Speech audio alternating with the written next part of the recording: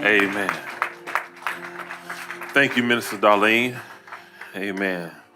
Good morning to everyone. Hopefully you are having a blessed day, blessed week ahead of you. We are still lifting up the Alexander family in prayer. As you all know, we lost Sister Diane earlier this week, but our loss is heaven's gain. And in talking to Brother Alexander, he said they had been married for over 50-something years. Amen. I said, that's longer than I've been alive. Amen. And so, but it's a blessing.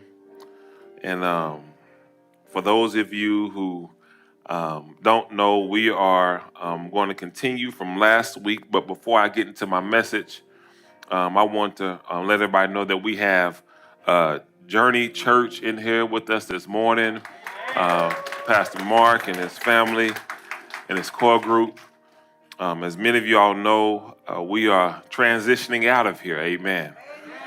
We're transitioning out, and there are certain mile markers I asked God for in the life of our church. And one, I asked him, I said, God, if you really want me to start the church, because y'all know I was like Gideon, I didn't want to start the church. And I said, Lord, if you really want me to start the church, you'll let my pastor come for our first service.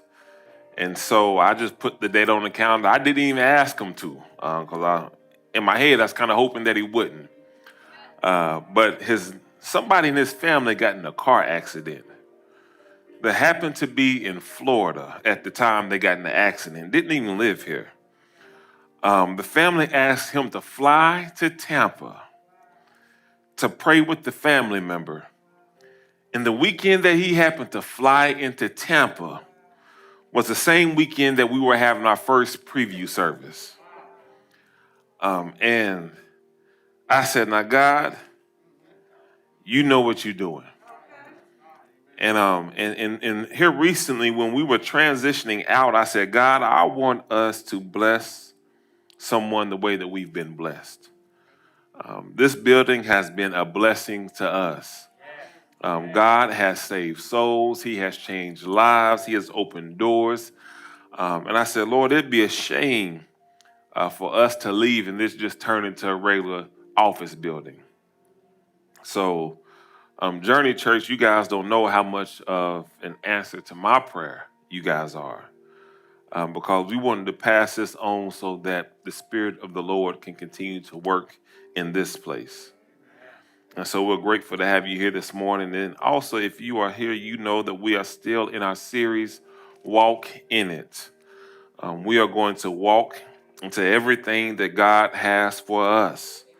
The life of a believer is not a stationary life. Amen. It's not a life that is plain, boring, and ordinary, but we are dynamic. We are moving. God calls us to action. And so last week, we were going straight back to the same passage we was in last week. Amen. And so if you were here last week, then we're going right back there again in the gospel according to Mark, starting at verse number 28. And it should be on the screens as well. Mark, starting at verse number 28. As we are dealing with this whole idea of walking in love. And it reads like this. One of the teachers of the religious law was standing there listening to the debate. He realized that Jesus had answered them well.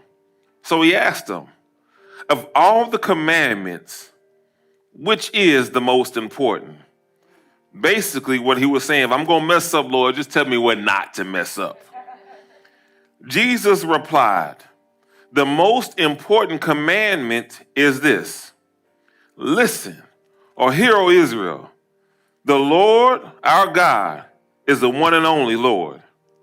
And you must love the Lord your God with all your heart, with all your soul, with all your mind, and all your strength. The second is equally important. Love your neighbor as yourself.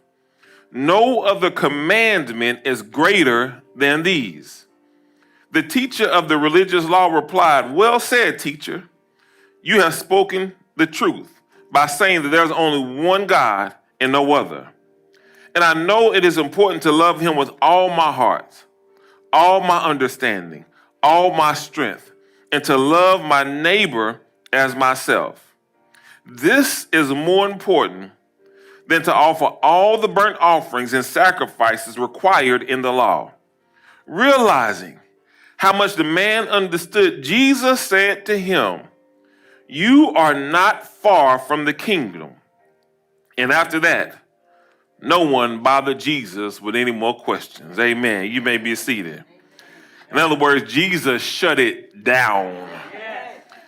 It's kind of like, I don't know, mamas have this innate ability, amen, that when they say a certain tone or give a certain response, that's the end of it. There's no more discussion. The kids look at me like I can offer them some type of help or reprieve, and I'm thinking, you done got yourself in trouble. I ain't about to get in trouble on your behalf, amen. And so I just walk around the house with that old hymn didn't say a mumbling word, amen. But last week, we talked about the fact that we are to walk in love. And I wanted to set this up because last week we discussed and we discovered in detail, beyond a shadow of a doubt, that we are loved. That God, for whatever reason, not fully understanding his logic, as